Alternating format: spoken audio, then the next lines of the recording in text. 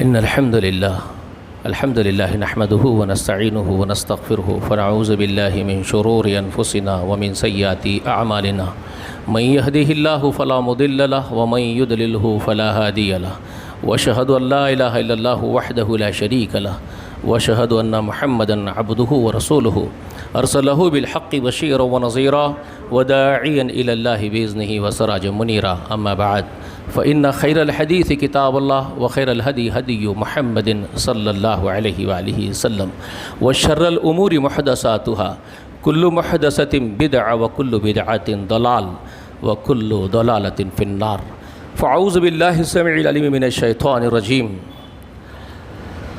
وَاذْكُرُوا نِعْمَةَ اللَّهِ عَلَيْكُمْ وَمِيثَاقَهُ الَّذِي وَثَقَكُمْ بِهِ إِذْ قُلْتُمْ سَمِعْنَا وَأَطَعْنَا وَاتَّقُوا اللَّهَ إِنَّ اللَّهَ عَلِيمٌ بِذَاتِ الصُّدُورِ يَا أَيُّهَا الَّذِينَ آمَنُوا كُونُوا قَوَّامِينَ لِلَّهِ شُهَدَاءَ بِالْقِسْطِ وَلَا يَجْرِمَنَّكُمْ شَنَآنُ قَوْمٍ عَلَىٰ أَلَّا تَعْدِلُوا اعْدِلُوا واتقوا الله إن الله خبير بما تعملون وعد الله الذين آمنوا وعملوا الصالحات لهم مغفرة وأجر عظيم والذين كفروا وكذبوا بآياتنا أولئك أصحاب الجحيم يا أيها الذين آمنوا اذكروا نعمة الله عليكم إذ هم قوم أن يبسطوا إليكم أيديهم فكف أيديهم عنكم واتقوا الله وعلى الله فليتوكل المؤمنون ہر قسم کی تعریف حمد و ثنا بڑائی و بزرگی اللہ وحدہ لا شریک کے لیے لائق و زیبا ہے۔ درود و سلام ہو تمام انبیاء و تمام مرسلین پر اور خصوصاً اللہ کی بے شمار رحمتیں و برکتیں ہوں نبی آخر الزمان محمد رسول اللہ صلی اللہ علیہ وآلہ وسلم پر۔ سورہ مائدہ میں سے ایک حصہ میں نے آپ کے سامنے تلاوت کیا ہے۔ رب العالمین ارشاد فرماتے ہیں ایمان والوں سے، رسول اللہ صلی اللہ علیہ وسلم کی امت سے، اللہ تبارک و تعالیٰ کی نعمتیں یاد کرو جو تم پر اللہ نے نازل کی ہے۔ یعنی اللہ تبارک و تعالیٰ شریعت کے نزول کا احسان جتاتے ہیں مسلمانوں پر۔ رسول اللہ پر جو صاف ستھری شریعت اب میں نازل کر رہا ہوں اور تم پر جو نازل ہو رہا ہے وہ اللہ کی ایک نعمت ہے، اللہ کا انعام ہے تم لوگوں پر، اور تمہیں اس انعام کو نہیں بھولنا چاہیے، تمہیں یاد رکھنا چاہیے اللہ کے انعام کو۔ اور میثاقہ الذی وثقکم بہ، اور ایک وہ میثاق، یہاں پر جس میثاق کا ذکر ہے وہ رسول اللہ سے کی جانے والی بیعت ہے۔ مسلمان جب رسول اللہ سے ایمان لاتے وقت بیعت کرتے تھے، رسول اللہ صلی اللہ علیہ وسلم ان سے بیعت لیتے تھے، تو وہ بیعت میں اللہ تعالیٰ کے شریعت کو ماننے کے وعدے کرتے تھے رسول اللہ کے سامنے ہاتھ پہ ہاتھ رکھ کر کے۔ یہ عہد و پیمان کا یہاں پر ذکر اللہ نے کیا اور فرمایا کہ تمہیں اللہ کے رسول سے کی ہوئی بیعت کو یاد رکھنا چاہیے کہ تم نے اللہ تعالیٰ کی شریعت کو ماننے کا وعدہ کیا ہے۔ تم نے وعدہ کیا ہے کہ اللہ کے سوا کسی کی پرستش نہیں کریں گے، اس کے سوا تم کسی کے غلام نہیں بنیں گے، اس کے سوا کسی کی خوشنودی تم کو مطلوب نہیں ہوگی، تمہاری زندگی کا ہر مقصد اور مطلوب تم کو صرف اللہ کی رضا ہوگی۔ تم نے اس پر بیعت کی ہے، اور تم نے بیعت کی ہے کہ محمد رسول اللہ صلی اللہ علیہ وسلم پر اپنی جانیں نچھاور کریں گے، آپ کی حمایت اور آپ کی نصرت کے لیے اپنے جان اور مال بھی کھپا دیں گے۔ تم کو اس بیعت کو یاد رکھنا چاہیے، اور تمہیں یاد رکھنا چاہیے اذ قلتم سمعنا واطعنا، کہ تم نے اس بات کا وعدہ کیا ہے محمد رسول اللہ سے کہ ہم سنیں گے آپ کی ہر بات کو اور آپ کی اطاعت کریں گے۔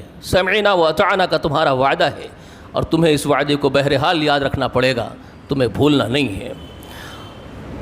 واتقوا اللہ ان اللہ علیم بذات الصدور، تقوی اللہ کا اختیار رکھنا، ہر وقت اللہ کا خیال رکھنا۔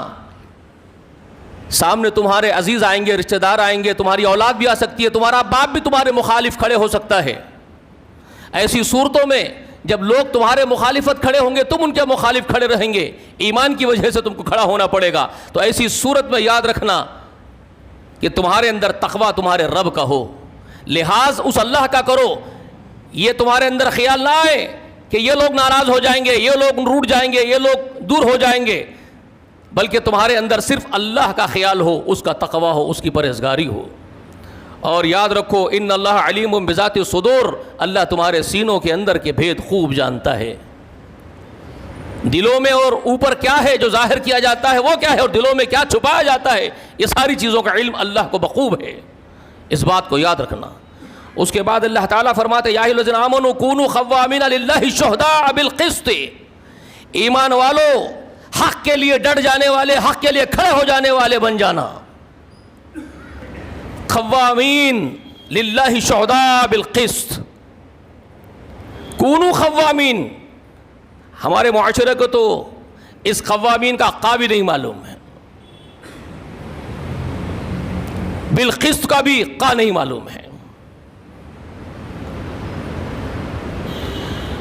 اللہ رب العالمین فرماتا ہے کہ اگر تم اللہ والے بن گئے ہو، اللہ کے غلام بن گئے ہو، تو تمہارا کام یہ ہے کہ چاہے تمہارے سامنے تمہارا دوست ہے کہ دشمن ہو، تمہارا اپنا عزیز ہو کہ تمہارا مخالف ہو، تمہارا کام صرف انصاف کرنا ہے، صرف عدل کرنا ہے۔ تمہارا کام جانبداری نہیں ہے، غیر جانبدار مومن اللہ کے غلام تم کو بننا ہے دنیا میں، زمین کی پشت پر۔ زمین پر تم اللہ کے سپاہی، اللہ کے غلام ہو، تمہیں چن لیا گیا ہے، تمہیں پسند کر لیا گیا ہے، تو مطلب یہ ہے کہ تم اللہ کے غلام بننے کے لیے چنے گئے ہو، تم اپنے نفس کے بھی غلام نہیں ہو، تم اپنے آپ کے بھی غلام نہیں ہو سکتا ہے تمہارا نفس کسی طرف تم کو مائل کر رہا ہو، تمہارا جی چاہتا ہو کہ یہ میرا محبوب ہے، اس کی طرف داری کروں، لیکن تمہارا کام یہ نہیں ہے کہ تمہارا محبوب غلطی پر ہے اور تم اس کی طرف داری کرو، بلکہ تمہارا کام صرف عدل و انصاف کرنا ہے، صرف عدل۔ قوامین کونوا قوامین للہ، اللہ کے لیے تم کو حق پرست بننا پڑے گا، حق شناس بننا پڑے گا، حق گو بننا پڑے گا، عدل پر رہنا پڑے گا۔ شہداء، اور گواہیاں دینا ہو تو بالکل انصاف کے ساتھ آپ کو گواہی دینی پڑے گی۔ وَلَا تَجْرِمَنَّكُمْ شَنَآنُ قَوْمٍ أَلَّا تَعْدِلُوا اعْدِلُوا،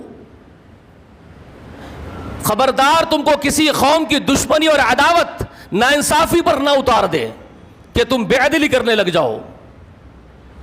کسی قوم سے تمہارے کو کچھ ناپسندیدگی ہے، تمہارے دل میں اس کے خلاف کچھ کینہ بیٹھا ہوا ہو سکتا ہے انسان ہو، وہ تم سے کچھ کیا ہو زندگی میں، تمہارے دل میں اس کے لیے پسندیدگی نہیں ہے، کسی بھی قوم کی ہو یا فرد کی ہو، تو خبردار انصاف کا اگر تقاضا تمہارے سامنے آ کے کھڑا ہو جائے اور نوبت عدل و انصاف کی آ کے کھڑی ہو جائے، تو کہیں یہ نہ ہو کہ تمہارے دلوں کی عداوتیں تم کو عدل و انصاف کرنے سے روک دے۔ اعدلوا، بلکہ بہرحال تم کو عدل ہی کرنا ہوگا، چاہے تمہارا دشمن ہی سامنے کیوں نہ کھڑا ہو جائے۔ هو اقرب للتقوی، یاد رکھ لو یہی ہے تقوی کے قریب، اللہ کو جو پسندیدہ ہے تم سے، یہی بندے متقی اور اللہ والے ہیں اور اللہ کو چاہنے والے ہیں۔ واتقوا اللہ، اور اللہ سے ڈرتے رہو۔ ان اللہ خبیر بما تعملون، اللہ تمہارے ہر عمل کو بخوبی جانتا ہے۔ وعد اللہ الذین آمنوا وعملوا الصالحات، اللہ کے وعدے ہیں تم میں سے ایمان والوں سے اور نیک عمل کرنے والوں سے، اللہ کے وعدے ہیں۔ لہم مغفرۃ واجر عظیم، اللہ ان کے لیے مغفرت رکھا ہے اور بہت بڑا اجر انہی کے لیے ہے۔ ہاں، اللہ کی مغفرت اگر چاہتے ہو، اللہ کی مہربانی اپنے سروں پر چاہتے ہو، اللہ کی طرف سے معافی اور درگزر کا معاملہ اپنے لیے پسند کرتے ہو، تو تم کو بہرحال تقوی کی روش اختیار کرنی پڑے گی، ایمان کے تقاضے پورے کرنے پڑیں گے اور عمل صالحات کو زندگی بھر کے لیے اختیار کرنا پڑے گا، تو تم کو مغفرت بھی ملے گی اور اجر عظیم بھی ملے گا۔ والذین کفروا وکذبوا بآیاتنا، اور اس کے بعد جو میری ان ہدایات اور ان نصیحتوں کی نافرمانی کریں گے اور میری آیات جھٹلا دیں گے، تو پھر اولئک اصحاب الجحیم، یاد رکھ لو یہی جہنم والے ہیں جن کو جہنم تک پہنچا دیا جائے گا۔ یا ایھا الذین آمنوا، اے وہ لوگوں جو ایمان لائے ہو، اذکروا نعمت اللہ علیکم، اللہ کی جو نعمتیں تم پر اس نے کی ہے، تم کو ایمان کی توفیق دے کر کے، تم کو مسلمان بنا کر کے، تم کو رسول اللہ کا پیروکار بنا کر کے اور بننے کی توفیق دے کر کے، جو تم پر احسان اللہ نے کیا ہے، اس احسان کو ہمیشہ یاد رکھنا۔ تم پر بہت بڑا کرم کر دیا گیا اس بارگاہ ربانی سے کہ تم کو ایمان کی توفیق دے دی گئی، تم کو اللہ کے غلام بننے کی توفیق دی گئی، تو اس نعمت کو یاد رکھنا۔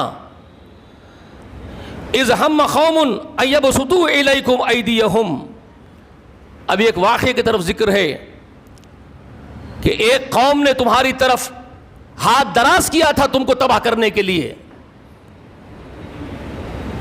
فکف ایدیہم عنکم، تو اللہ نے ان کے ہاتھ تم سے روک لیے کہ تم کو نقصان نہ پہنچا سکے. مدینہ منورہ میں بنو نذیر کے یہود مسلمانوں کو صاف کرنے کے لیے پوری پروگرامنگ کر بیٹھے تھے، قرارداد پاس کر لیے تھے آپس میں کانفرنس کر کے، پوری تیاری کر چکے تھے وہ مسلمانوں کا صفایا کر دینے کے لیے. اس واقعے کی طرف اشارہ کیا، تم کو مٹا دینا چاہتے تھے یہود، اور تمہاری طرف ہاتھ دراز کر دیا تھا ان لوگوں نے. اللہ نے ان کے ہاتھوں کو کھدیڑا ہے، تم سے دور کیا ہے. تو تم کو بہرحال اللہ کی مہربانیوں کو یاد رکھنا چاہیے. واقعات بہت کچھ ہے، میں نہیں سنا سکتا، وقت بہت تھوڑا ہے. وہ کیا کیا تھے مختلف روایات میں مختلف ہے.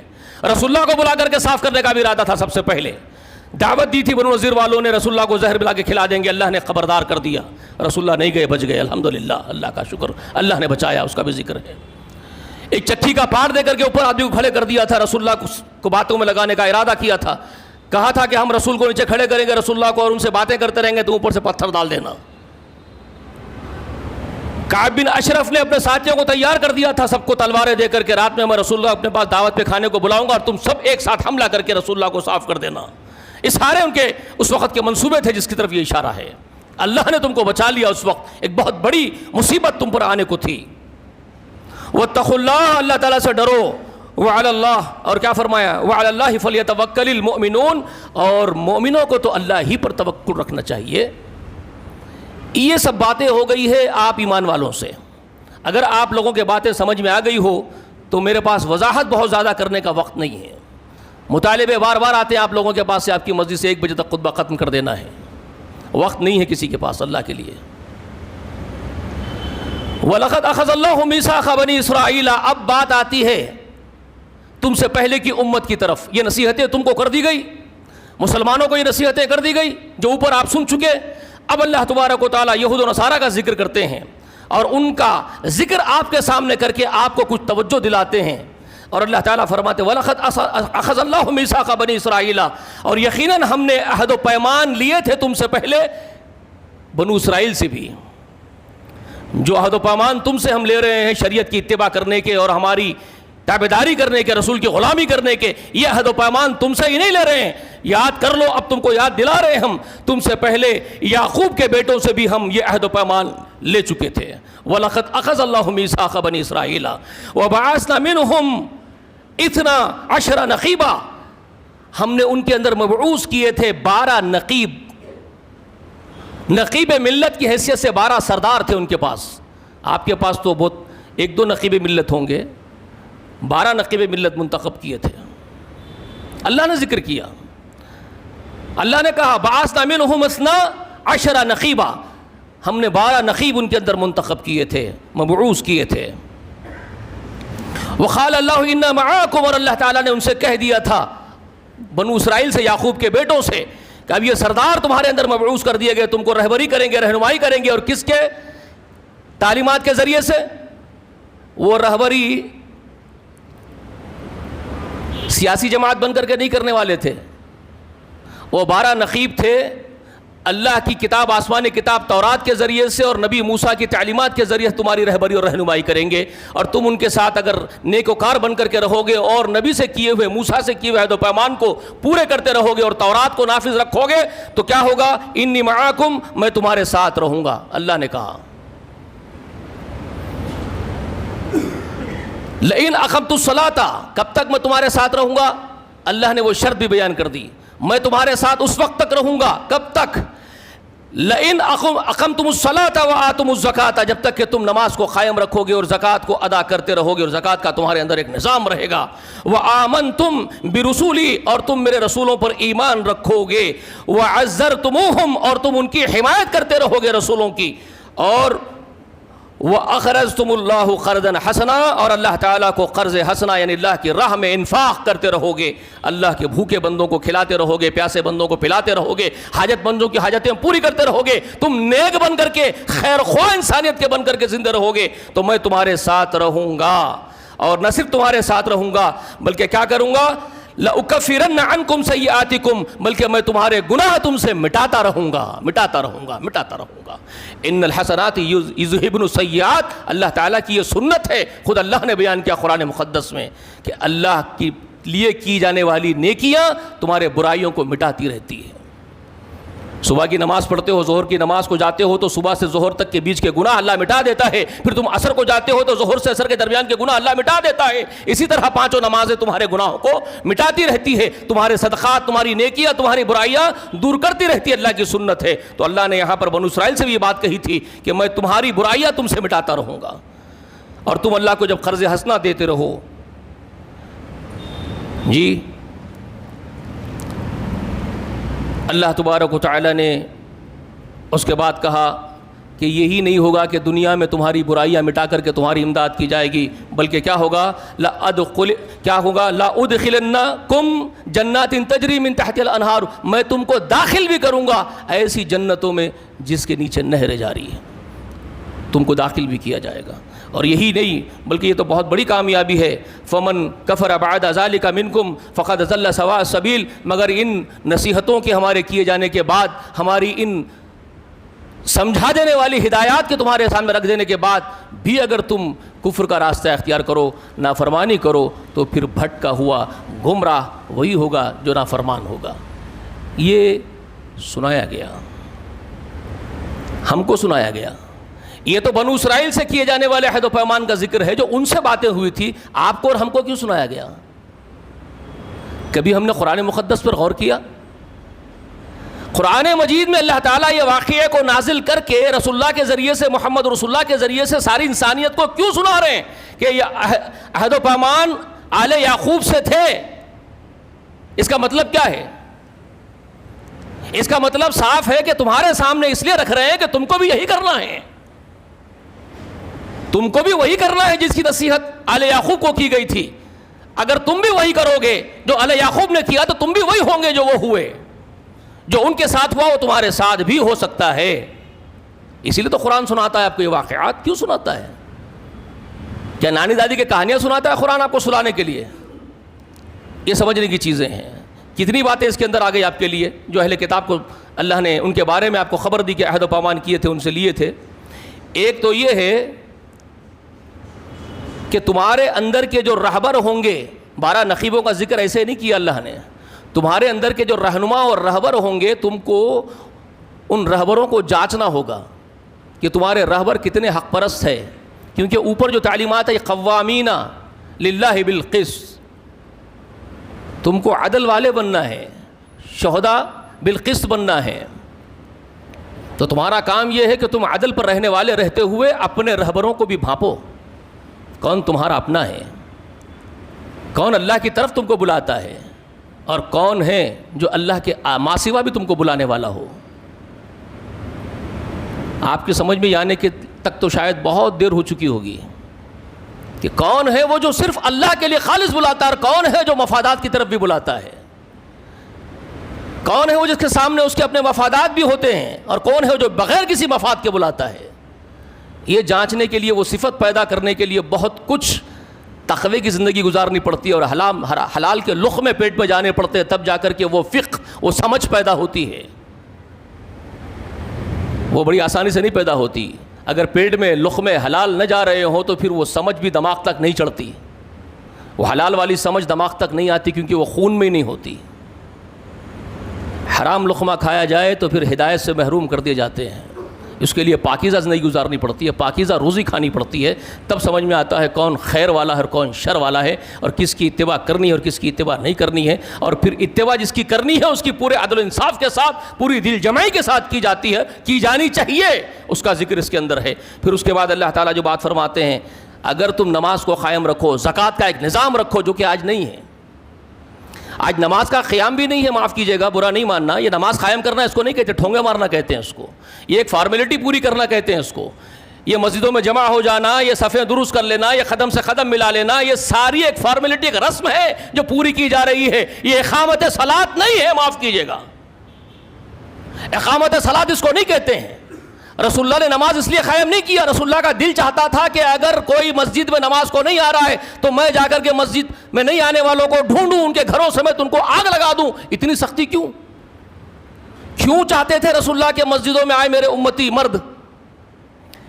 کیونکہ وہ جب مسجدوں میں آئیں گے تو ان کے دل جڑے رہیں گے، ان کے دلوں میں محبت رہے گی، وہ ایک دوسرے کا خیال رکھیں گے، بیمار کی تیمارداری کریں گے۔ کوئی مسجد میں نہیں آیا تو اس کے گھر تک پہنچیں گے، جیسے کہ حضرت عمر ابن خطاب کا عمل آپ کو معلوم ہوتا ہے۔ ایک نوجوان فجر کی نماز میں نہیں آیا، گھر کو چلے گئے، اس کی ماں نکلی باہر دستک دینے کے بعد، سلام کرنے کے بعد، تو ماں سے پوچھتے کیوں وہ جوان گھر کو نماز کو مسجد میں نہیں آیا؟ اس کی خیریت لینے کے لیے آیا ہوں، کہیں وہ بیمار تو نہیں ہے۔ یہ امام وقت کا اور چلا جاتا ہے۔ اوہو، کبھی سمجھ میں آ رہی ہے؟ ایک ایک جوان کی فکر ہے کہ وہ ایک ایک فرد کی فکر ہے کہ وہ مسجد تک کیوں نہیں پہنچا۔ یہ ہمدردی، یہ قوت، یہ بھائی چارگی کے جذبے پروان چڑھتے ہیں جماعت کی شکل میں جب آ کے نماز پڑھتے ہو۔ یہ چاہتے تھے رسول اللہ۔ اس ماں نے الگ جواب دیا کہ وہ رات بھر نماز پڑھا تھا، صبح نیند لگ گئی، نہیں آیا۔ تب اس حضرت عمر نے کہا میرے لیے تو بہتر ہے کہ رات بھر سو جاتا، فجر کو شامل ہو جاتا۔ خیر یہ الگ مسئلہ ہو گیا، لیکن یہاں عیادت اور تیمارداری کا جذبہ دیکھیے، اس کے گھر تک پہنچ گئے، کیوں نہیں آیا، کیا پریشانی ہے اس کو۔ مسجدوں میں اس لیے بلایا گیا کہ تم لوگوں کو حالات سے واقفیت ہو، آئے تو تم کو معلوم ہو کہ مسلمانوں کی اس وقت کیا مصیبتیں سر پر آ کے بیٹھی ہوئی ہے، ان کو کیا تدبیریں کرنی ہے، لاہ عمل کیا ہونا چاہیے۔ وقت کا امام صرف مصلی پر نماز پڑھانے کا 2 رکعت کا امام نہیں ہوتا ہے، وہ امام رہبر ہوتا ہے پوری ملت کا۔ وہ بیٹھ کر کے پوری ملت کو، اپنی پوری پیچھے اقتدا کرنے والے مقتدیوں کو وہ لاہ عمل دیتا ہے، کرنے کے کام بتاتا ہے کہ اب تم کو کیا کرنا ہے اور کیا کرنا چاہیے مسلمانوں کو۔ اس کے اندر وہ فکر ہوتی ہے، وہ دانشمندی، وہ بردباری، وہ دوراندیشی امام میں ہوتی ہے۔ وہ امام ہوتا ہے، 2 رکعت کا امام نہیں ہوتا۔ اقامت الصلاۃ آپ جانتے ہیں کیا چیز ہے؟ صفوں کو درست کرنے کا مقصد یہ نہیں ہے کہ صرف فارمیلٹی پوری کر لو آپ صفیں درست کر کے، بلکہ صفیں درست کرنے میں اخوت اور محبت اور بھائی چارگی کے ساتھ آپ کی صفوں کو ایک دیوار بنانا چاہتے تھے محمد رسول اللہ۔ اسی لیے فرمایا تھا لوگوں اپنی صفیں ملا لو، درست کر لو، ورنہ اللہ تعالیٰ تمہارے دلوں میں کینے اور بغض پیدا کر دے گا۔ تو صحابہ اکرام صف دیوار کی طرح بناتے تھے، شیشہ پلائی ہوئی دیوار کی طرح، ٹخنے سے ٹخنا، گھٹنے سے گھٹنا، کندھے سے کندھا لگا کر کے۔ اقامت صلاۃ کیا ہے آپ کو کیا معلوم؟ یہ اقامت صلاۃ ہے ہی نہیں، یہ تو فارمیلٹی ہے جو پوری کر رہے ہیں۔ آج تو آپ صف میں کھڑے ہوئے، ٹخنے سے ٹخنا ملا لیے، گھٹنے سے گھٹنا ملا لیے، لیکن بازو کوئی آ کے کھڑے ہو گیا جس کو آپ پسند نہیں کرتے تو آپ غراتے ہیں۔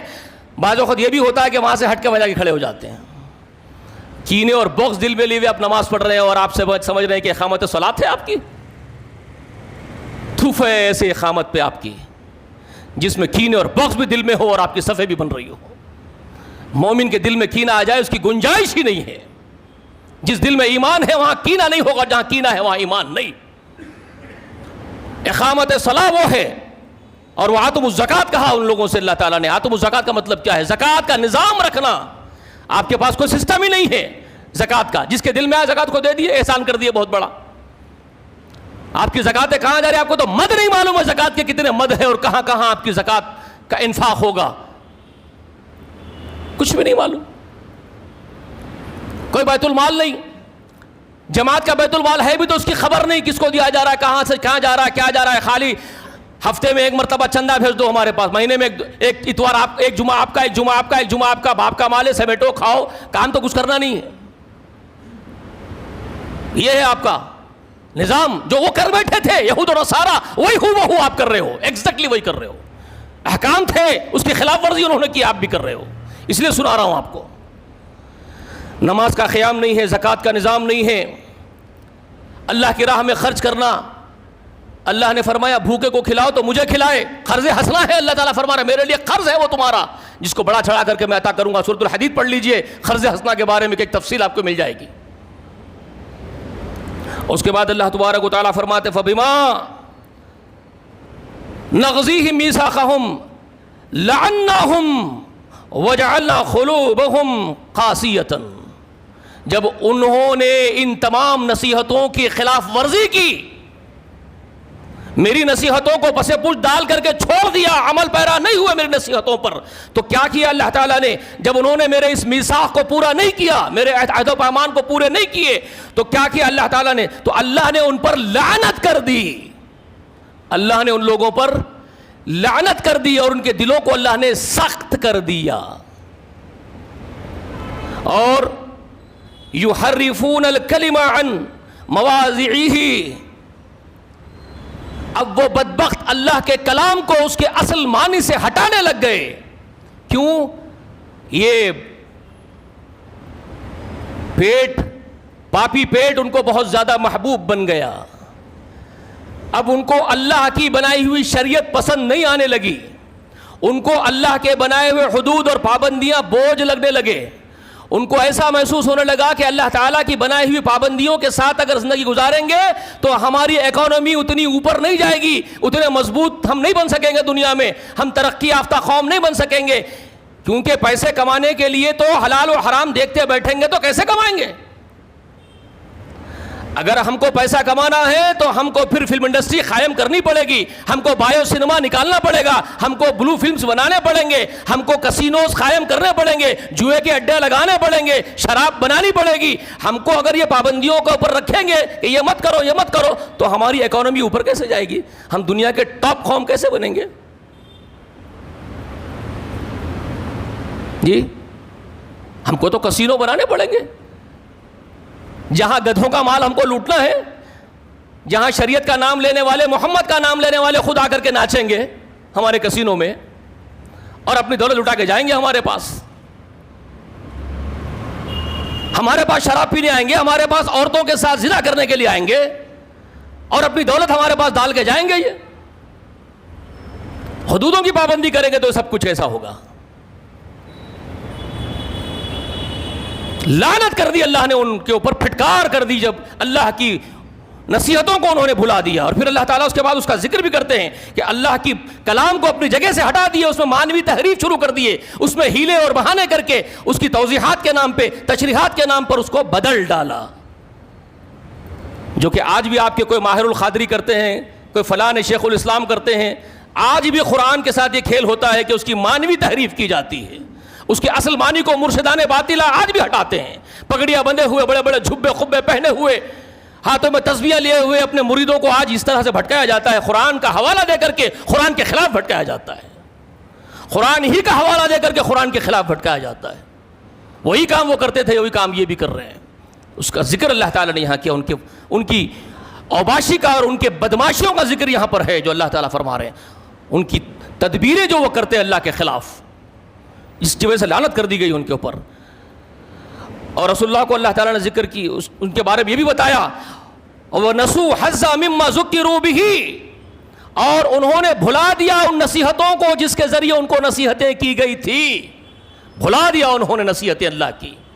اللہ نے ایمان والوں سے کہا وَلَا تَكُونُوا كَالَّذِينَ نَسُوا اللَّهَ فَأَنسَاهُمْ أَنفُسَهُمْ، خبردار تم ان کے جیسے نہیں بننا جنہوں نے اللہ کو بھلا دیا، اللہ نے ان کو ان کے نفسوں سے غافل کر دیا. وہ دنیا میں ہی مشغول رہے. ایمان والوں تمہارا کام یہ نہیں ہے. وَلَا تَكُونُوا كَالَّذِينَ آذَوْا مُوسَىٰ، تم موسیٰ کو تکلیف دینے والے بدبختوں کی طرح سے بدبخت نہیں بننا، تم کو نصیحتیں کی گئی. پھر اللہ تعالیٰ اس کے بعد کہتے، رسول اللہ کو کہتے کہ وَلَا تَزَالُوا تَطَّلِعُوا عَلَىٰ خَائِنَةٍ مِّنْهُمْ، کوئی وقت ایسا نہیں ہے نبی کہ تم کو اطلاع نہ ملتی ان کی خیانت کی. آپ کو کبھی نہ کبھی ان کی کسی نہ کسی خیانت کی اطلاع روزانہ ملتی ہی رہتی ہے. کسی نہ کسی اللہ کے حکم کے معاملے میں وہ خیانت کرتے ہوئے ہی آپ کو دکھائی دیں گے. الا قلیلا منہم، بہت تھوڑے ہیں ان میں سے جو خیانت نہیں کرتے ہیں، بلکہ ان کی اکثریت خیانت ہی کرتی ہے. اپنا جائزہ لے لو، آج اپنا جائزہ لے لو، کیا کر رہے ہو، کس طرح خائن ہو چکے ہو، کہاں کہاں خیانتیں ہو رہی ہے.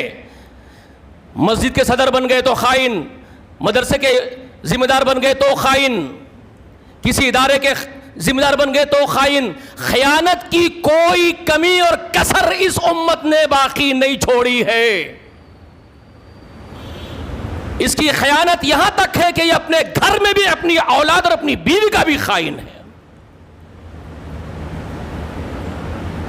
آج کا مسلمان اپنی بیوی کا بھی خائن ہے اور اپنی اولاد کا بھی خائن ہے، ان کے ساتھ بھی خیانت کر رہا ہے. یہ ان کا وتیرہ اللہ کے رسول کو اللہ تعالیٰ نے سنایا کہ وہ خائن ہے، ہر معاملے میں خیانت کرتے ہیں، آپ کو اس کی اطلاع ملتی رہتی ہے، جس کی وجہ سے ان پر لعنت اور پھٹکار کی گئی ہے۔ دیکھ لو آج آپ کیا ہو۔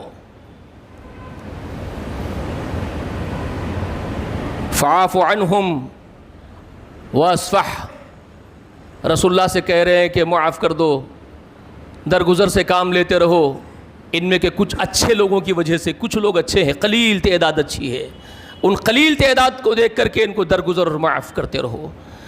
ان اللہ یحب المحسنین، اللہ محسنوں کو پسند کرتا ہے، احسان کرنے والوں کو پسند کرتا ہے۔ اور اس کے بعد وَمِنَ الَّذِينَ قَالُوا إِنَّا نَصَارَىٰ، اور یہ یہودیوں کا ذکر ہو گیا، اس کے بعد وہ بھی دیکھو تو وہ کیسے ہیں جو اپنے آپ کو نصارہ کہتے ہیں۔ اخذنا میثاقہم، ہم نے ان سے بھی عہد و پیمان لیے تھے نیکی پر کام کرنے کے، کیا ہوا؟ فنسوا حظا مما ذکروا بہ، ان بدبختوں نے بھی اللہ کی نصیحتوں کو بھلا دیا، جو نصیحتیں ان کو کی گئی تھی وہ اس کو فراموش کر بیٹھے۔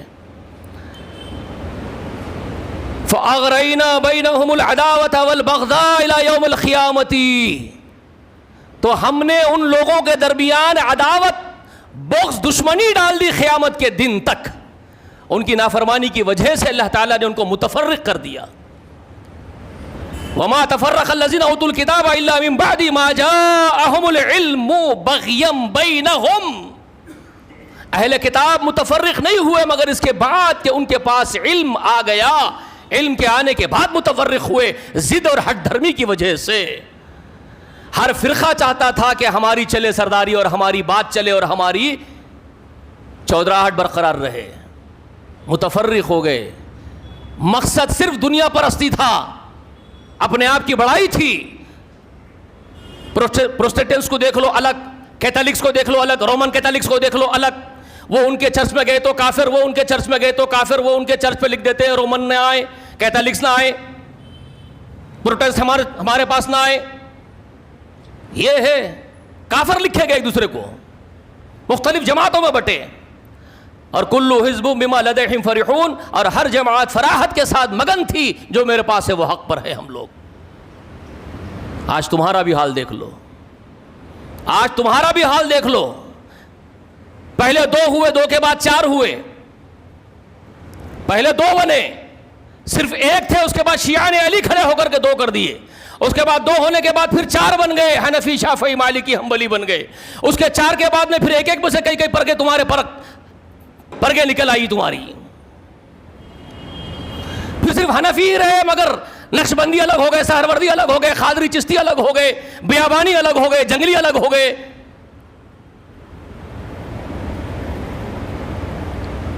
پھر بریلوی ہو گئے، پھر دیوبندی ہو گئے، پھر نہ جانے کیا کیا ہو گئے، پھر کہنے کو اوپر ایک رہے لیکن ایک دوسرے کو کافر بولتے رہے۔ دیوبندی بریلوی کی مسجد میں گھس گیا تو بریلوی پانی منگا کر مسجد دھو رہا ہے، مسجد ناپاک ہو گئی ہے دیوبندی کے قدم رکھنے سے۔ تمہارا حال کیا ہوا؟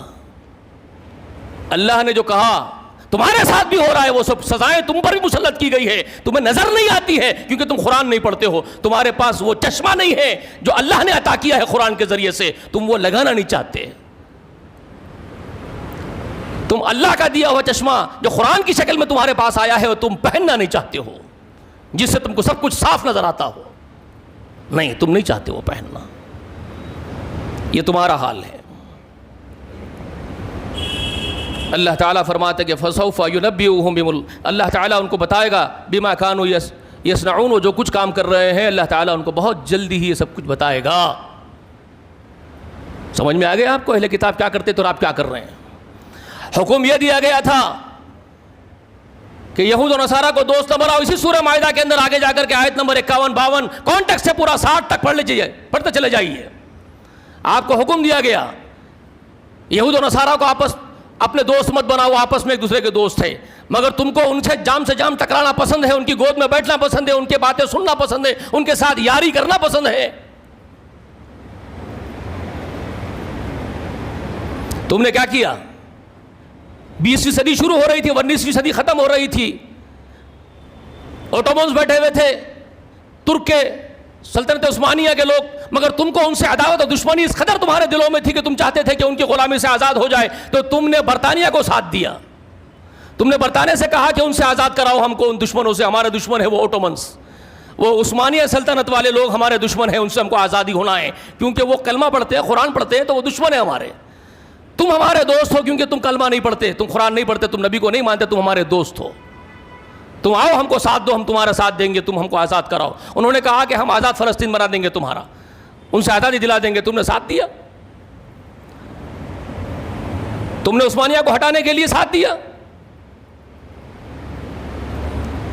یہ بے گھر ہو گئے تھے، ہٹلر نے کاٹ کوٹ کے پھینک دیا تھا، یہ در بدر کے بھیک مانگتے پھر رہے تھے، کہیں کے نہیں تھے یہود۔ امریکہ نے اور ان برطانیہ نے کہا کہ ہم تم کو بھی بسا دیں گے، تم ہمارا ساتھ دو، انہوں نے بھی ساتھ دیا۔ انہوں نے کہا کہ تم دونوں بھائی بن جاؤ۔ پھر ان کے گرو، ان کے مالک نے ان سے کہا، برطانیہ نے جو ان کا مالک ہے بنا لیے تھے، اس کا غلام بن گئے تھے، تو مالک نے کہا کہ ایک کام کرو، یہ یہودی بھی بے گھر ہے، ان کو گھر نہیں ہے، تمہاری مدد ہم کر رہے ہیں، تم ان کو اپنے ساتھ لے لو، ان کو جگہ دو، ان کو اپنے گھر کے اندر۔ تو تم نے کہا کہ آؤ تم ہمارے دوست، ہمارے بھائی، ہمارے گھر میں بیٹھو، ہمارے ساتھ کھاؤ۔ تم نے یہ خیال نہیں کیا کہ محمد رسول اللہ نے مدینے سے نکالا، خیبر سے نکالا، اللہ نے لعنت کر دی، قرآن میں تم کو خبر دے دی کہ یہ قوم لا اعتبار ہے، اللہ اس کے رسول نے ان کو نکال کے پھینکا ہے۔ تم نے اس کا خیال بھی نہیں کیا، اللہ کی بات کا، رسول کی بات کا۔ تم اتنے بڑے ہمدرد ہو گئے تھے کہ اللہ کی ہمدردی تمہارے سامنے پھیکی پڑ گئی، اللہ تمہارے سامنے رحمان الرحیم نہ رہا، تم اس سے بڑے رحمان بن گئے، اللہ سے بڑی مہربانی تمہارے اندر پیدا ہو گئی، پھوٹ پھوٹ کے نکل رہی تھی، تم رسول اللہ سے بڑے ہمدرد بن گئے تھے، تمہارے اندر سے جوش مار رہی تھی ہمدردیاں، تم ان کو اپنے بازو بٹھائے۔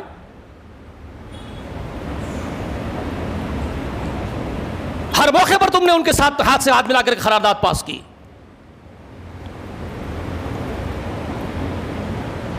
یہ تمہارا حال ہے، یہ تمہارا حال ہے، اور تم چاہتے ہو کہ اللہ کا عذاب تم پر نہ آئے، اللہ کا قہر تم پر نہ ٹوٹے، اور تم آج بھی وہی کر رہے ہو۔ برا نہیں ماننا، حالانکہ تمہاری زبان میں کلام ہے، تمہارے زبان میں محمد رسول اللہ کی تمام تعلیمات ہے، اس کے باوجود تم نہ اللہ کی کتاب کو روب عمل لاتے ہو، نہ رسول اللہ کی باتوں پر کان دھرتے ہو، تمہارے کانوں پر جو رینگتی ہے، تم آج بھی وہی کر رہے ہو، اور یہ ہوگا اور کچھ ہوگا، کیونکہ میرے آقا کی جو خبریں ہیں وہ غلط نہیں ہو سکتی ہے۔ دجال کو آنا ہے اور تم پر مسلط ہونا ہے، تم پر ظلم ڈھانا ہے، اس کا وقت آئے گا۔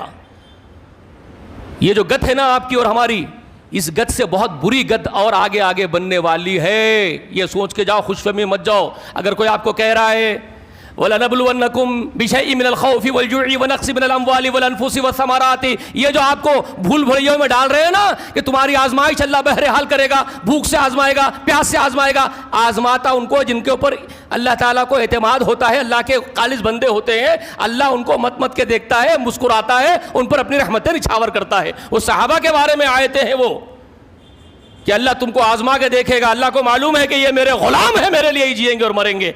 آزمائش ایمان والوں کی ہوتی ہے، انبیاء کی ہوتی ہے، اللہ والوں کی ہوتی ہے، غداروں کو سزا دی جاتی ہے۔ غداروں کی آزمائش نہیں ہوتی، غداروں کو سزا دی جاتی ہے۔ یہ سزائیں ہیں، اور ہوگا اور ہوگا اور ہوگا۔ بہت وقت ہو گیا، معافی چاہتا ہوں۔ وآخر دعوانا الحمدللہ رب العالمین۔ السلام علیکم۔